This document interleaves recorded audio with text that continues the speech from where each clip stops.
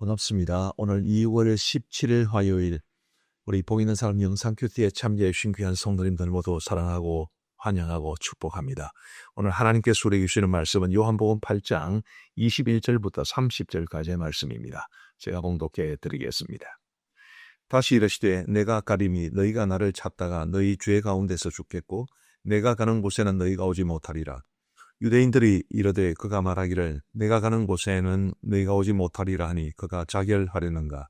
예수께서 이르시되 너희는 아래에서 났고 나는 위에서 났으며 너희는 이 세상에 속하였고 나는 이 세상에 속하지 아니하였느니라.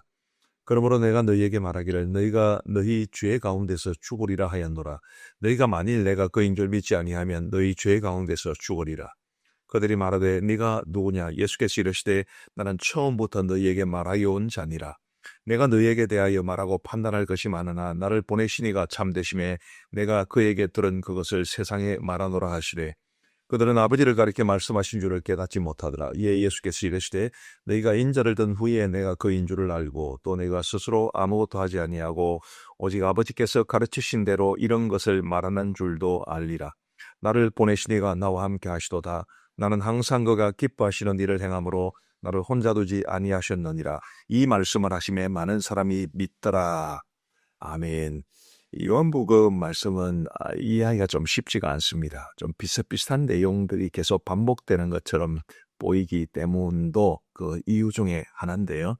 오늘 본문도 보면 이제 지난 며칠 동안 쭉 이어져 온 내용이 비슷하게 반복되는 것 같습니다. 예수님께서는 당신께서 하나님이 보내신 메시아 그리스도이심을 입증하려 하셨고 유대인들은 그것을 믿지 않았다. 이런 내용이 이제 오늘도 반복되고 있습니다. 21절 말씀해 보시면 다시 이르시되 내가 가림이 너희가 나를 찾다가 너희 죄 가운데서 죽겠고 내가 가는 곳에는 너희가 오지 못하리라. 너희가 너희 죄 가운데서 죽겠고 내가 가는 곳에는 너희가 오지 못하리라. 우리 예수님께서 이제 그들이 구원받지 못할 것을 말씀해 주신 거지요. 22절 말씀해 보시면 유대인들이 이르되 그가 말하기를 내가 가는 곳에는 너희가 오지 못하리라 하니 그가 자결하리란가. 예수님의 말씀을 엉뚱하게 받아들입니다. 그래서 23절에 보시면 예수께서 이르시되 너희는 아래에서 났고 나는 위에서 났으며 너희는 이 세상에 속하여 있고 나는 이 세상에 속하지 아니하였느니라. 우리 예수님 말씀하시기를 너희는 아래에서 났고 나는 위에서 났고 너희는 이 세상에 속하였고 나는 이 세상에 속하지 아니하였고 이런 말씀을 하시면서 지금 예수님을 믿지 않는 그 유대인들을 책망하시는 것이고 그들이 영생에 이르지 못할 것을 말씀해 주십니다. 그리고 이제 24절에 굉장히 중요한 말씀이 있는데요. 그러므로 내가 너희에게 말하기를 너희가 너희 죄 가운데서 죽으리라 하였노라. 너희가 만일 내가 그인 줄 믿지 아니하면 너희 죄 가운데서 죽으리라. 너희가 너희 죄 가운데서 죽으리라. 분명한 말씀입니다. 죄는 이제 사망에 이르게 하지요. 죄의 삭은 사망이요라는 말씀이 말해주지 않습니까? 그래서 너희가 너희 죄 가운데서 죽으리라. 이것은 분명한 말씀인데 그 다음 말씀 너희가 만일 내가 그인 줄 믿지 아니하면 너희 죄 가운데서 죽으리라. 예수님 분명히 그렇게 말씀해 주셨습니다. 죄인인 우리가 마땅히 우리의 죄로 인해 죽을 수밖에 없었는데 우리의 죄 가운데서 죽지 않을 수 있는 길은 예수님을 믿는 길임을 말씀해 주고 있는 겁니다. 너희가 만일 내가 그인 줄 믿지 아니하면 너희 죄 가운데서 죽으리라. 달리 말하면 너희가 내가 그인 줄 믿으면 너희가 죄 가운데서 죽지 않게 되리라. 주님 그렇게 말씀해 주신 것입니다. 그렇고 보면 정말 예수님 믿는 것이 얼마나 중요한가. 우리가 영원한 형벌을 받지 않고 영원한 사망에 이르지 않고 우리 하나님이 우리에게 주시는 구원을 선물로 받아 저 천국을 상속받고 영생을 누리며 살게 되었으니 믿음이 얼마나 소중합니다. 부디 우리가 가진 이 믿음 정말 감사하게 생각하시고 우리의 믿음을 더 소중하게 가꾸시고 믿음이라고 다 같은 믿음이 아니기 때문에 우리의 믿음이 더욱더 성장할 수 있기를 우리 하나님 앞에 사모하면서 우리 모두 이 땅을 정말 믿음으로 살아가는 하나님의 사람들이 되시기를 간절히 바랍니다. 25절 말씀에 보시면 그들이 말하되 네가 누구냐. 예수께서 이르시되 나는 처음부터 너희에게 말하여 온 자니라. 역시 이 유대인들은 예수님이 정말 어떤 존재인지를 지속해서 캐물었습니다. 몰라서 물은 것이 아니라 믿지 않았기 때문에 계속 물은 거죠.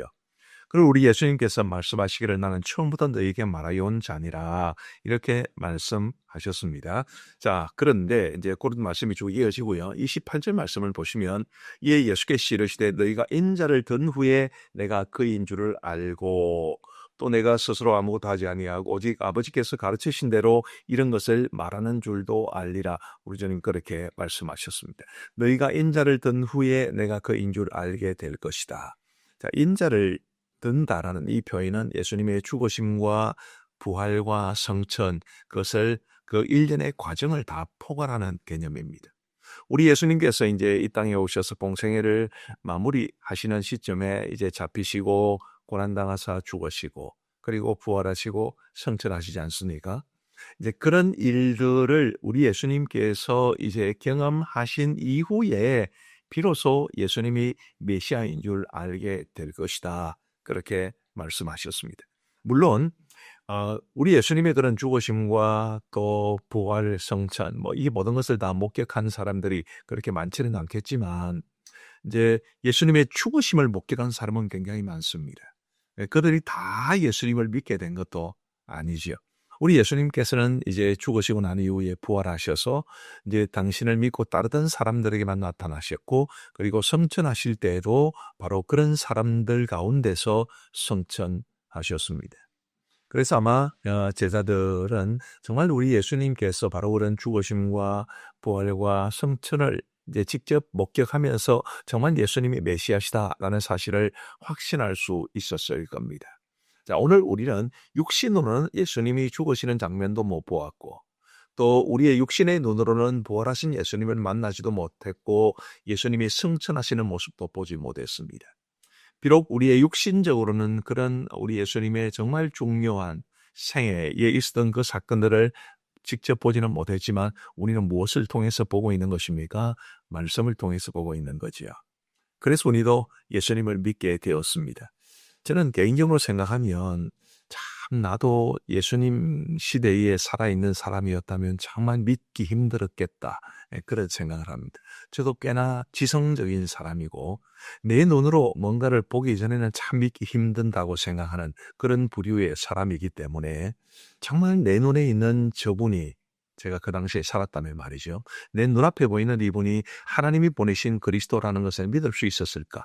또 우리와 똑같이 생기셨고 문자적과 똑같이 생겼다는 말이 아니라 인간의 몸을 입고 오셨다는 거죠. 그리고 이제 나사렛 사람 예수라 했으니까 나사렛에서 나고 자란 것도 알고 있었고 또 그 부모도 요셉과 마리아라는 것을 알고 있었고 예수님의 형제들도 그들과 함께 있는 사람들이었기 때문에 참 내가 예수님을 그렇게 이 땅에 오신 예수님을 육신의 눈으로 봤을 때 믿을 수 있었을까?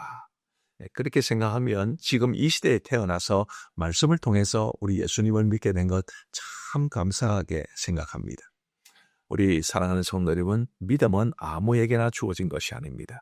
학벌이 좋다고 해서 믿음에 이르는 것도 아니요. 공부를 많이 했다고 해서 예수님에 대한 진정한 지식을 가지는 것도 아닙니다. 성령 하나님께서 우리에게 깨우쳐 주셨기 때문에 우리에게 믿음을 주셨기 때문에 우리가 예수께서 정말 우리의 구주시라는 것을 알고 믿게 된 것 아니겠습니까?